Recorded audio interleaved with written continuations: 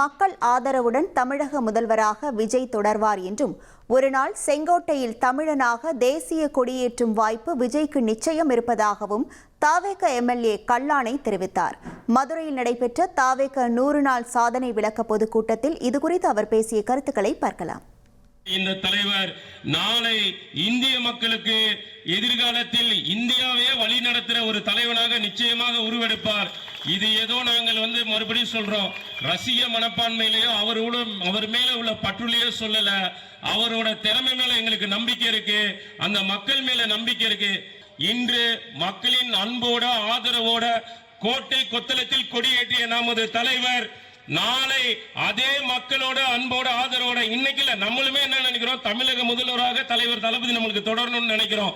ஆனால் எதிர்கால இந்தியா இப்படிப்பட்ட ஒரு தலைவனை எதிர்நோக்கி காத்திருக்கும்.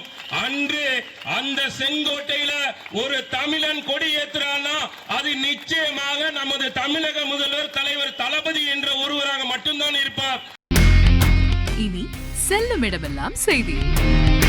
தந்தி டிவியின் வாட்ஸ்அப் சேனலை ஃபாலோ பண்ணினா செல்லருக்கும் இடமெல்லாம் செய்தி. இதோ QR கோட் இப்பவே ஸ்கேன் பண்ணுங்க, ஃபாலோ பண்ணுங்க.